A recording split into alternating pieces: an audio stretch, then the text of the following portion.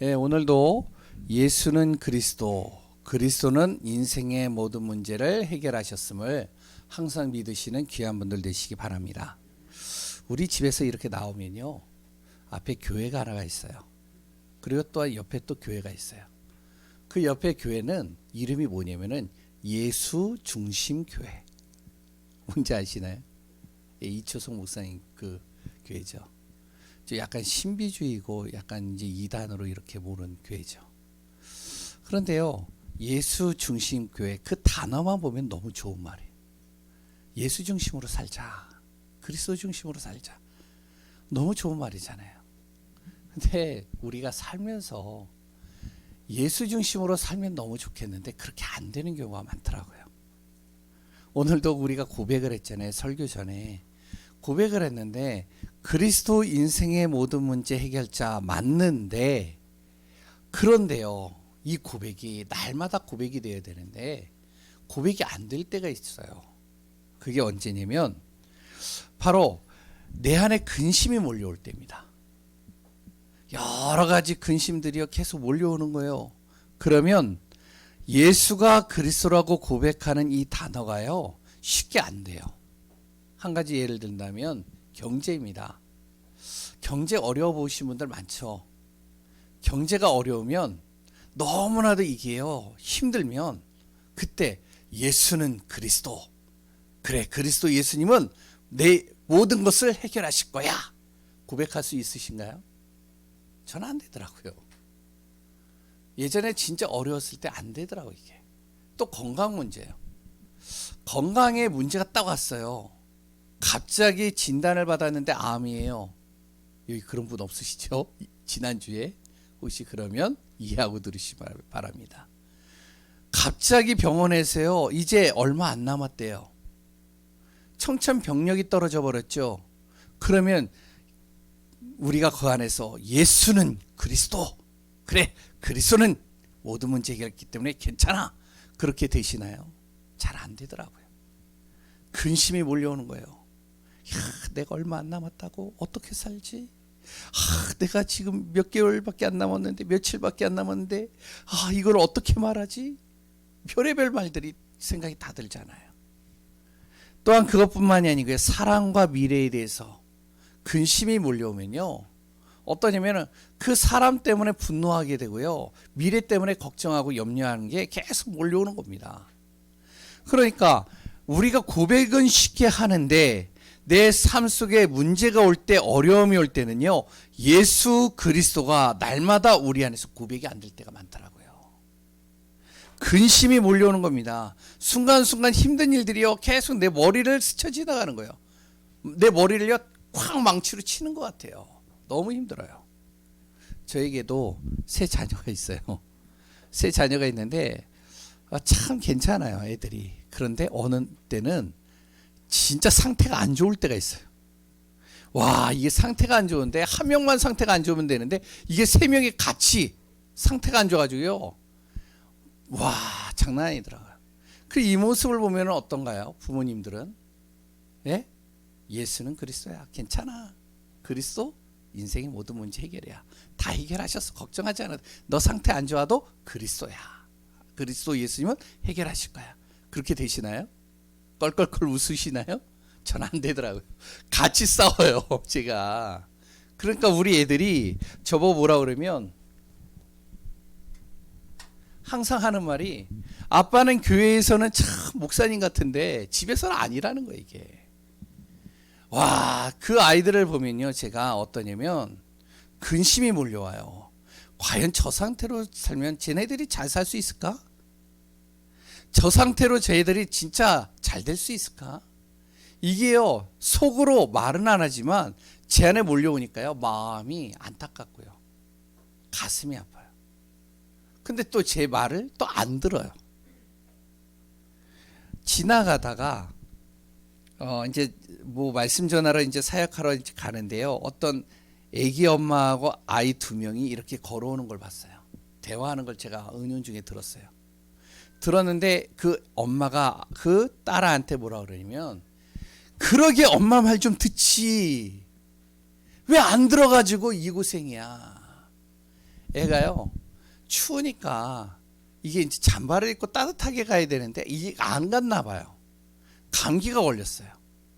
감기가 걸렸는데 얘가 또 병원을 안 간다는 거예요. 엄마가 화가 나는 거예요. 엄마 말을 너무 안 듣는 거예요. 그러니까 엄마가 속이 타 죽겠는 거예요. 왜냐면은 안 걸려야 될 병이 걸리니까. 안 걸려야 될 정말로 힘든 시간들을 보내니까 답답한 거죠. 우리 안에 이런 근심들이 계속 몰려올 때가 있습니다. 그런데요, 저는 제 자녀들을 보면서 한 가지 그래도 안심되는 게 있어요. 그게 뭔지 아세요? 내가 믿는 하나님입니다. 그 하나님을 생각하면요, 안심이 돼요. 내가 믿는 하나님은 이런 하나님이시다. 어떤 하나님이라고요? 무에서 뭘요? 유를 창조하시는 하나님이시다. 그리고 그 하나님은 어떤 하나님이시냐? 절대 내가 볼 때는 불가능한데 그것을 가능하게 하시는 하나님이시다. 아멘이신가요? 저는 이게 믿어져요. 그리고요, 분명히 하나님은 치유하실 수 있다. 그 하나님의 뜻은 반드시 이루어질 것이다. 그러니까 이거는 내가요 정확하게 믿거든요. 그러니까 내 자녀들을 볼 때는 막 속이 터지는데 뒤를 돌아서 내가 하나님을 탁 바라보면요 안심이 돼요. 우리 안에 근심을 막을 수는 없습니다. 근심이 안 오게 만들 수는 없어요. 그런데 근심이 올 때 이것을 어떻게 바라보느냐, 그랬다 이걸 어떻게 해결하느냐, 이게 굉장히 중요합니다. 그러지 않으면 이 근심 때문에 내 속이 썩어 타들어가요. 오늘 본문에 보면 바울이라는 사람이 나오죠. 바울도요 근심에 빠진 겁니다. 어떤 근심에 빠졌는지 알아요? 바울이요 현장에서 복음을 전하다가 한 영혼들이 구원을 받고선 그 영혼들이 모여서 교회가 되어진 거예요. 그게 고린도 교회예요. 고린도 교회를 탁 이렇게 이제 세워서 예배를 드리고 하는데요. 거기에 초창기 멤버들이 있을 거 아니에요. 그리고 바울을 통해서 세웠을 거 아니에요. 그러니까 바울의 가슴에 굉장히 많이 담겨져 있겠죠. 근데 그 고린도 교회가요, 고린도 전서를 우리가 저번에 봤지만 계속적으로 어떻게 되어지면 하나님 방향이 아니라 다른 방향으로 계속 가는 겁니다. 그래서 지난주에 봤듯이 하나님을 믿는데 불신자의 멍에를 계속 매는 거예요. 계속 불신자 같은 행동을 하는 거예요. 하나님 없는 행동들을 계속하는 겁니다. 그리고요 악한 흑암을 보이지 않으니까 이 악한 흑암에 자기가 당하는데도 당하는지도 모르고 그 속에 빠져들어가는 거예요.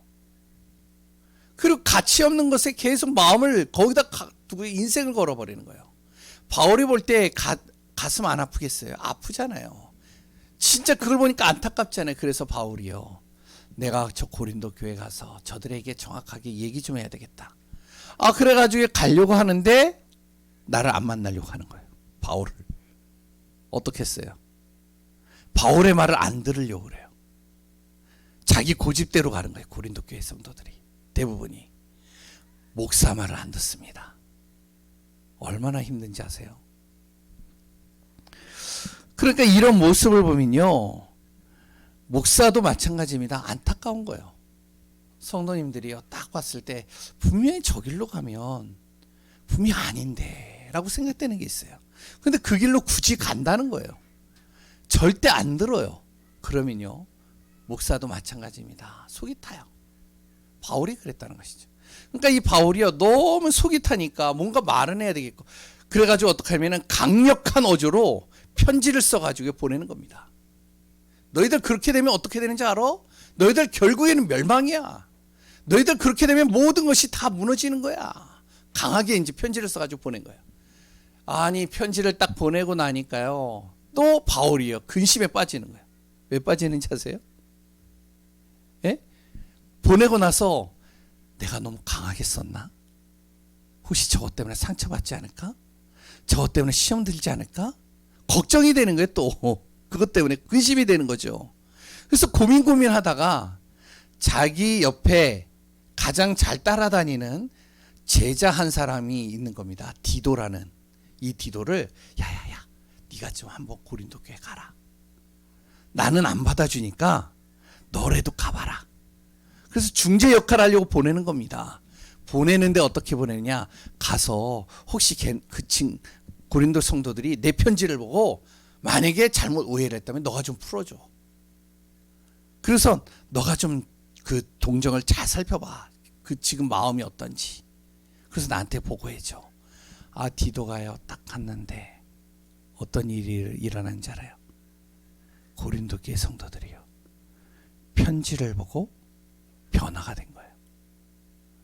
바울이요 그 순간 속에 얼마나 기도를 많이 했겠어요. 하나님 앞에.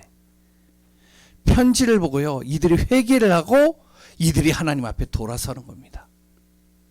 그랬더니요 바울을 정말로요 이 바울을요 기대하고요 바울을 오기를 소망하는 거예요.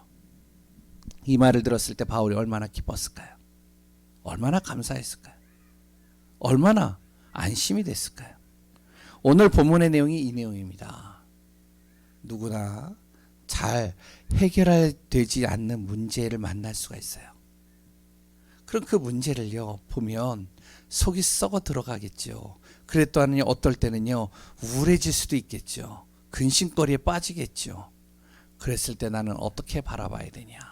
오늘 본문을 통해서 답을 찾으시기 바랍니다. 첫 번째, 세상에 많은 사람들은 근심거리들이 있죠. 대체적으로 세상에 많은 분들, 대부분의 많은 사람들의 근심이 뭐죠? 이겁니다. 먹고 사는 거예요. 이것이요 우리에게 많은 근심거리를 가져다 줍니다. 그런데 이 근심이 창세기 3장에 하나님 없는 창세기 3장 속에서 계속 근심을 하게 되면 어떻게 되는지 알아요? 하나님 없는 근심 속으로 계속 이 근심 속에 빠지면 결국에는요 나, 내 삶, 그리고 또한 나의 모든 환경 다 무너지는 겁니다.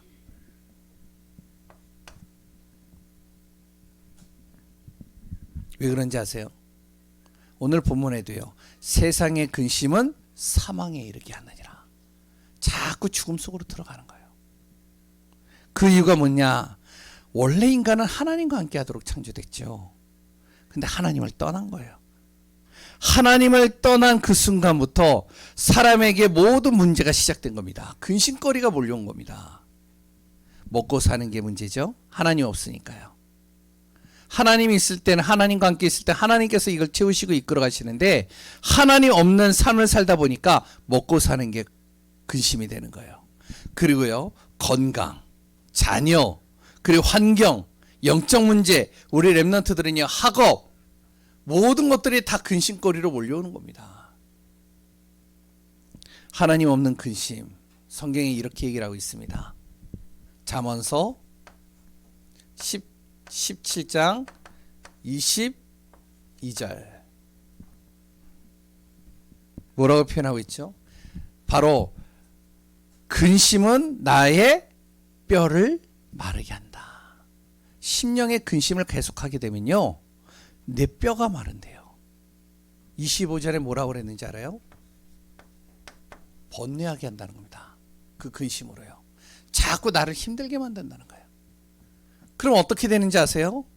요거를요 베드로전서 5장 7절에서 8절에 보이지 않는 이 사단이 가만히 안 있어요. 우는 사자와 같이 이 근심거리를 딱 가진 사람을 찾아와서요 삼켜버리는 겁니다.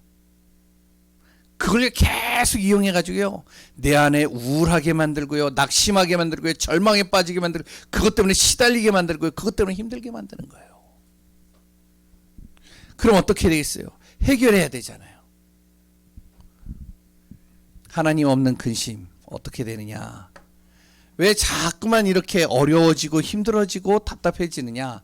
하나님 없는 근심은요 이렇게 되기 때문에 그렇습니다. 인생 나의 문제를 해결할 수 없습니다. 진짜 문제를요.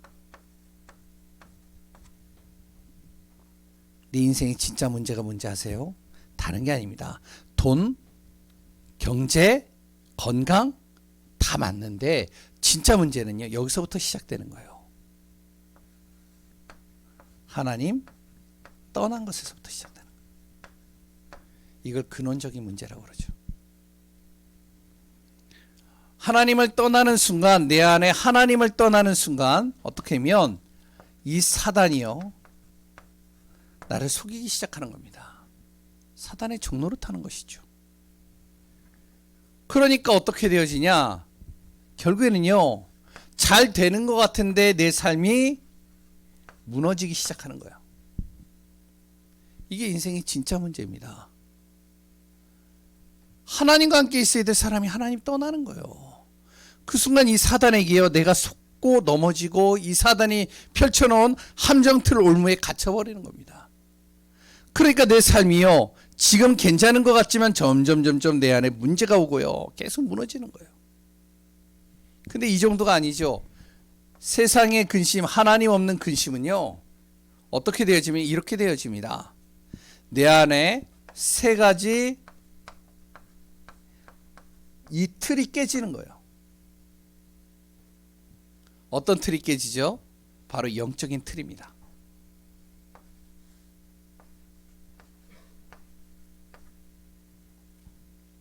하나님 없는 그곳에요, 자꾸 무엇을요?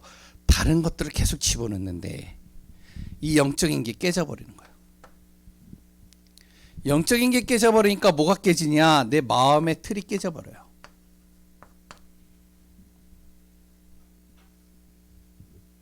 계속 흑암이 몰려오니까요. 마음에 계속 불안, 염려, 걱정이 오니까 마음에 집중이 안 되고요, 계속 집착하게 되는 겁니다. 답답해지는 거예요. 힘들어지는 거예요. 그러니 당연히 어떻게 되죠? 마음이 불안하니까요, 육신까지도 문제가 오는 거예요. 육신까지도 다 무너지는 거예요. 그래서 근심은, 심령의 근심은 뼈를 마르게 한다. 육신이 무너지기 시작하는 겁니다. 결국에는 어떻게 되어지죠? 이걸로 인해서 내가 멸망으로 들어가는 거예요. 잘 보세요. 바울이 그랬잖아요. 바울이 근심에 빠지는 거예요. 고린도 교회 성도들 정말로 예수 그리스도를 통해서 구원받아서요, 우상을 버리고 진짜 하나님의 자녀가 되어졌는데 자꾸 우상 속으로 들어가고 하나님 없는 삶으로 계속 들어가니까 바울이 근심하기 시작하는 겁니다. 근심하다 보니까요, 계속 힘들어지는 거예요. 그러니까 자기도 어떻게 되지면 자꾸 시달리는 겁니다. 힘들어지는 거예요. 그러니까 바울이요, 집중이 안 되죠. 마음에. 고린도 교회 성도를 보니까요, 힘든 겁니다. 육신이요, 밥을 먹어도 밥맛이 안 나고요, 계속 거기 잡히니까요, 힘드니까요. 그러니까 어떻게 해요? 사람을 보내기까지 하고 기다리면서요, 초조하고 힘들어지고, 결국에는 하나님 없으면 이렇게 돼버리는 거예요. 두 번째,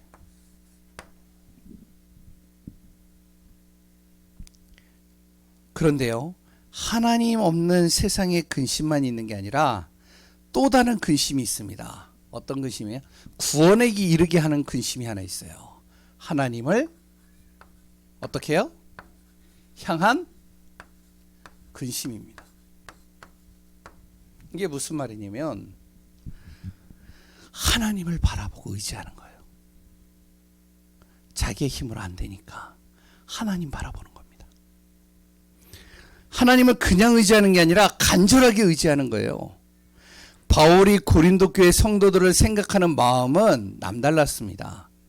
그게 어디 잘 나오냐면 고린도후서 7장 2절에서 4절에 보면 잘 나오죠. 바울의 고백입니다. 잘 보세요. 내가 마음으로는 너희들이 우리를 영접했으면 좋겠다. 우리는 아무에게도 불의를 행하지 않는다. 그리고 우리는 아무로도 해롭게 하지 않아. 우리를 좀 영접해서 내 이야기를 좀 들어봤으면 좋겠다.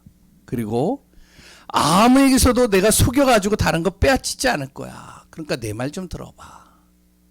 얼마나 간절했냐면 고린도 교회 성도들이 자꾸만 하나님 없는 방향으로 가다 보니까요, 3절에 뭐라고 그랬죠? 내가 이 말을 하는 것은 너희를 정죄하려고 하는 게 아니야. 내가 이전에 말하였거니와 너희가 우리 마음에 있어 함께 죽고 함께 살고자 합니다. 너희를 행하여 담대한 것도 많고 그랬다 너희를 위해 내가 자랑할 것도 많은데 그런데 우리의 모든 환난 가운데서 위로가 가득하고 기쁨이 넘치기를 내가 원하는데 내 말 좀 들어봤으면 좋겠다. 바울의 고백이죠. 고린도 교회의 성도들을 생각하는 바울의 마음입니다. 그래서요, 바울은 고린도 교회 성도들을 보면 항상 이런 말을 하는 거예요. 고린도 교회 성도들을 보면서요, 너희들은 나의 그리스도의 향기야, 그리스도의 편지야, 그리고 또한 보배를 담은 질그릇이야. 또 뭐라고 했죠? 바로 너희들은 새로운 피조물이야. 그리고 하나님의 은혜 속에 있는 자야. 계속 고린도 교회 성도들에 대한 마음은 바울이요 끊임없이 지금 가지고 있는데 이것을요 전할 방법이 없는 거예요. 전해야 되잖아요. 전할 방법이 없는 거라. 못 알아들으니까요. 그러니까 자꾸만 이들이 오해를 하고 다른 길로 가는 거죠. 그러니까 바울 자신도요 근심에 빠지는 겁니다. 내 마음을 좀 표현하고 싶은데 이게 안 받아주니까 표현을 못하는 거예요. 답답한 거죠. 그래서 편지를 써가지고 보냈는데, 편지를 강한 어조로 보냈는데 그 편지를 읽는 그 사람들이 또 어떤 마음일까? 또 그것도 고민되는 거예요. 그래서 바울이요 어떡하냐, 자신의 모든 근심을 하나님께로 향합니다. 하나님 앞에 기도하고 기도를 보내는 거죠. 근데 어떤 일이 일어났죠? 하나님의 방향을 맞추면서요 정말로 나의 모든 근심을 하나님 바라보고 하나님을 의지하는 순간 바울의 힘으로는 절대 바꿀 수 없었는데 하나님께서 고린도 교회 성도들의 마음을 바꾸기 시작하는 거예요. 변화 주는 거예요. 디도라는 사람이 가기도 전에 벌써 이들이 편지를 보고 이들의 마음이 바뀌기 시작했어요. 회개가 일어나는 거예요. 이들이 하나님 앞에 다시 서기 시작하는 거예요. 바울의 진짜 가슴에 있는 중심을 바라보게 된 것이죠. 우리 안에 근심이 있을 수 있습니다. 우리도 마찬가지의 많은 근심이 있을 수 있어요. 어려움이 있을 수 있어요. 많은 여러 가지 번뇌 속에 빠질 수도 있어요. 어떻게 해야 되냐? 모든 것을 누구에게로 향해라? 누구에게요? 누구에게? 하나님께 향해라. 우리의 모든 근심을 하나님께 향해서 하나님 바라봐라. 하나님 의지해라. 그러면 그 하나님께서 나에게 평안을 주시고 내가 할 수 없는 그 모든 것을 하나님이 해결해 가시고 하나님이 역사에 가신다는 겁니다. 그래서 우리가요 하나님께로 향하는 근심으로 내가 항상 마음을 돌리려면 어떻게 해야 되냐? 평상시 내가요 이렇게 되어져야 됩니다. 자꾸 영적인 은혜 속으로 들어가는 시간을 놓치지 말아야 돼요. 이걸 뭐라고 그러죠? 바로 예배라고 그럽니다.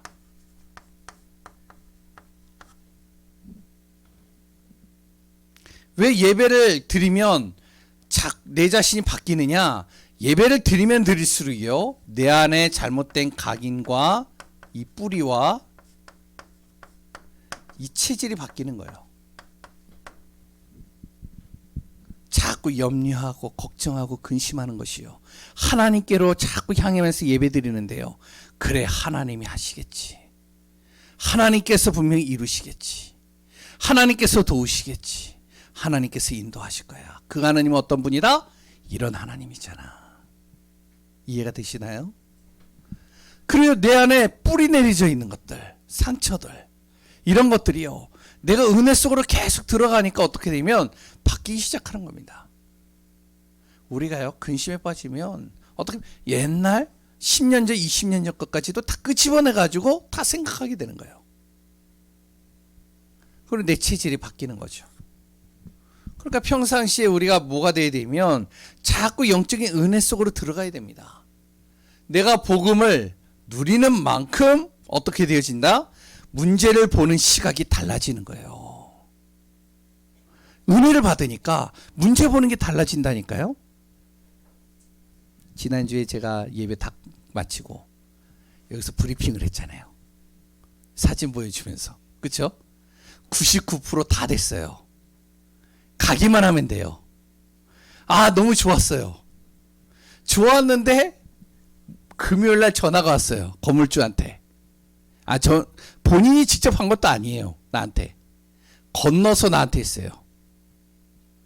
왜 그렇게 싫었나 봐요, 제가. 안 하겠다고. 계약. 다 준비했는데, 다 얘기됐는데, 갑자기 안 하겠다는 거예요. 그때요, 제 마음이 어떠냐면, 진짜, 좀 그렇더라고요. 그래서 하나님 앞에 기도하기 시작하는 거예요. 하나님, 그래도 내 마음 아시죠? 나 조급합니다. 교회 빨리 옮기고 싶어요. 그래서 우리 교회 성도들이 새롭게 정말 힘을 얻고요. 그리고 또한 나이 드신 분들 여기까지 걸어오는데 얼마나 힘든지 아세요? 계단을 올라오는데. 제가 그걸 보면요, 진짜 답답해요. 그래서 빨리 옮기고 싶은데 하나님 아시잖아요. 그런데 안 됐잖아요. 어떻게 하시겠어요? 계속 기도를 하는데요, 제 마음에 바뀌기 시작하는 거예요. 그래, 하나님이 더 좋은 것을 준비해 놓으셨지. 그래, 우리가 볼 때는 좋아 보이지만, 그러나 거기 들어갔을 때 반드시 그 안에서 일어날 일들이 있기 때문에 하나님이 막으셨지. 그래, 아직은 그 지역이 우리가 전도할 현장이 아닌 것 같아, 시간표가. 생각이 바뀌기 시작하는데요, 마음이 편안해지는 거예요. 우리 안에 근심이 올 때 어떻게 하는지 알아요? 그 근심을요, 내가 복음 속으로 자꾸 들어가면 들어갈수록 문제를 보는 시각이 달라지는 겁니다. 그래서 평상시 영적 은혜 속에 계속 들어가야 돼요. 그래야 진짜 문제 왔을 때 그게 바뀐다니까요. 두 번째는요, 자꾸 내가요, 영적 싸움해야 됩니다. 꼭 문제만 왔을 때만 영적 싸움하는 게 아니에요. 평상시에 계속 영적 싸움 하셔야 돼요. 왠지 아시죠? 아까도 이야기를 했잖아요. 순간마다 우리 안에요, 근심, 걱정, 문제 주는 이 존재, 이 사단이요, 우는 사자와 같이 나를 삼킨다니까요. 내 생각을, 내 마음을, 내 모든 환경을요, 싹 바꿔버립니다.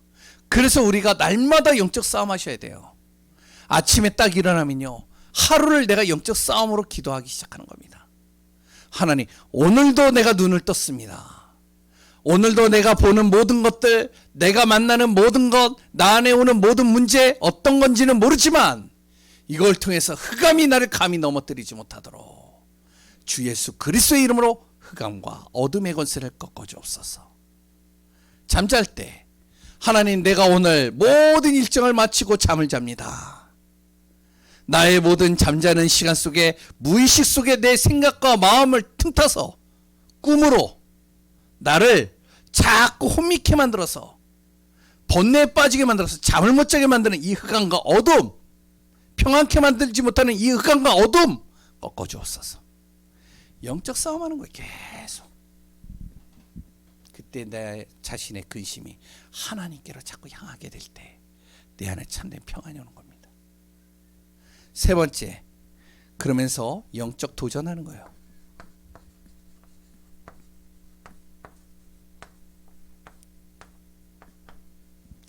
우리 교회 성도님들은요, 제가 계속 말씀드리지만, 못한다, 안 한다, 할 수 없다, 불가능하다, 이 말을요, 내 입에서 싹 지워야 됩니다.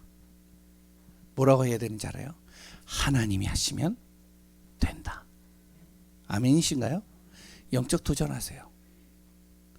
우리가요, 점점 늙은 마음과 늙은 생각과 늙은 시간표 속으로 가면 안 됩니다.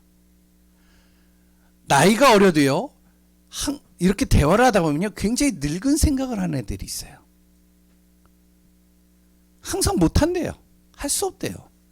아니, 그렇게 나이가 어린데 도전할 수 있는 게 너무 많은데, 기회가 많이 오는데 자기는 안 된다는 거예요, 무조건.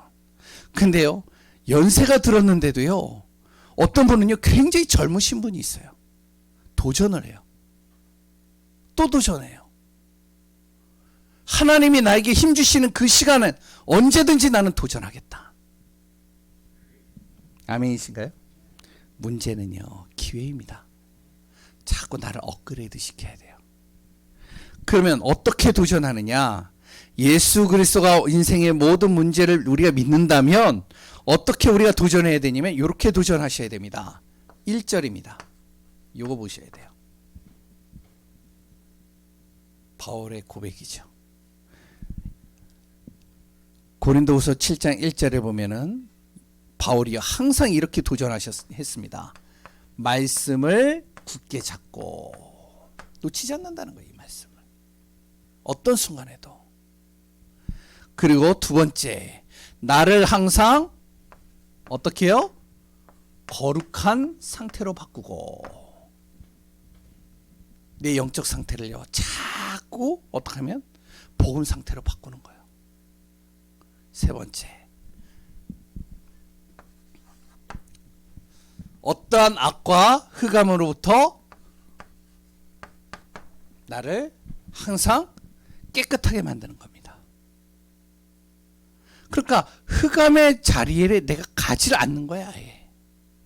그 속에 내가 머무르지를 않는 겁니다. 그래서 자꾸 나를요 깨끗하게 만드는 거예요.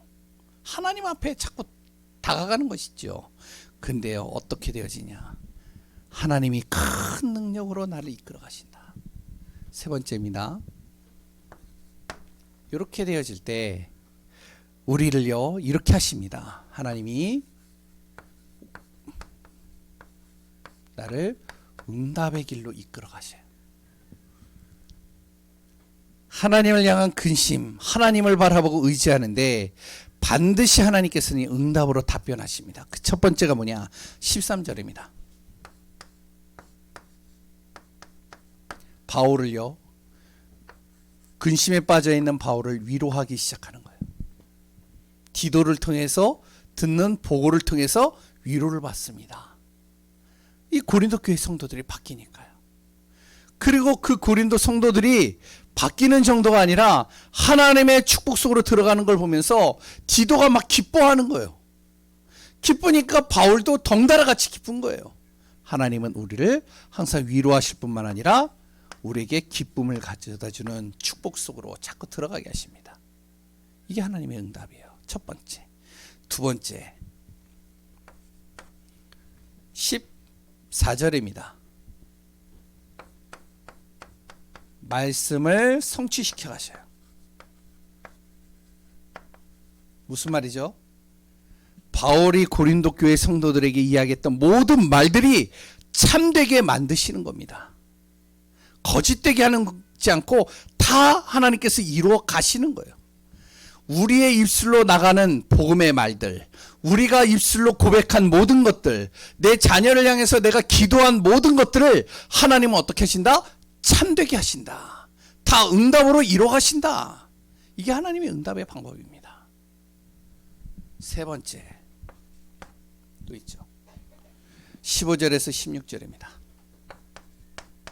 그러면서 나를 어떻게 더 믿음으로 견고하게 만드시는 거예요.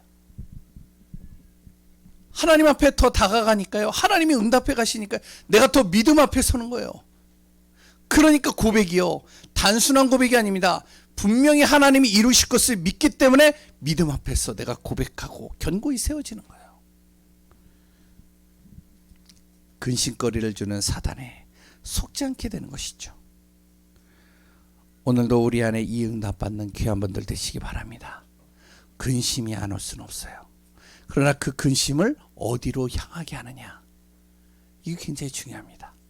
하나님께로 향해 그것이 내 안에 구원이 되어지고 응답이 되어지고 간증이 되어지는 귀한 우리 예감교회 성도님들 되시기 바랍니다. 결론입니다. 잠언서 16장 13절.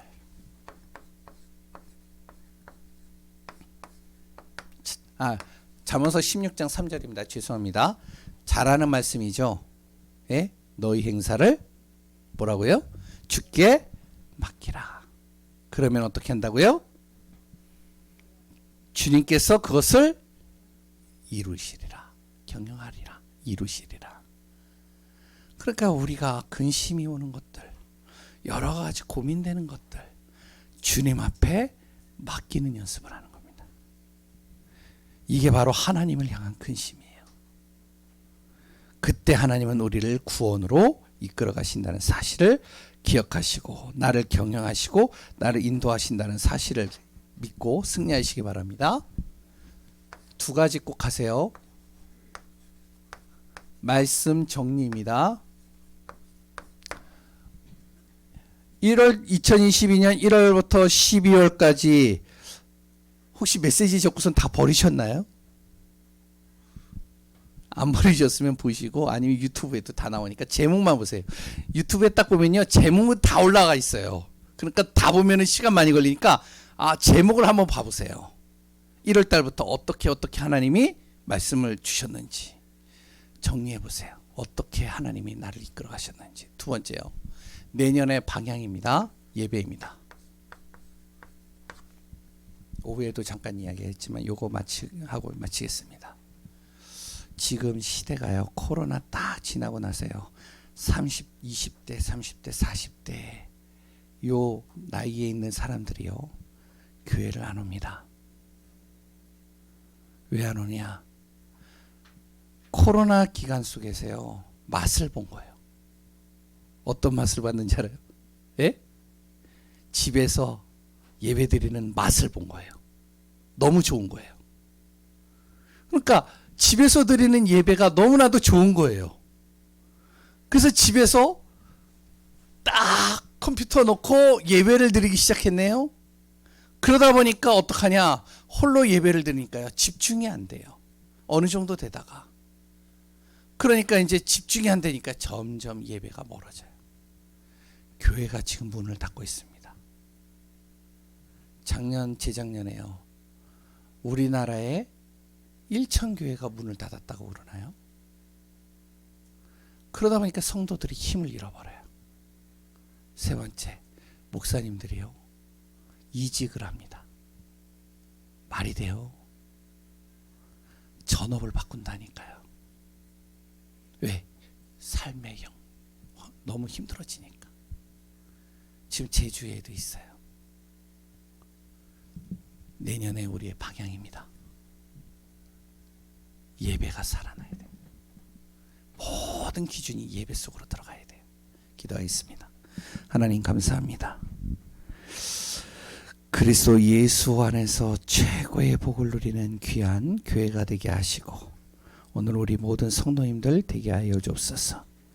우리에게 오는 모든 근심이 하나님께로 향하게 하시고, 하나님이 이루시는 응답들을 우리가 확인하게 하여 주옵소서. 살아계신 예수 그리스도의 이름으로 기도합니다. 아멘. 우리 찬송가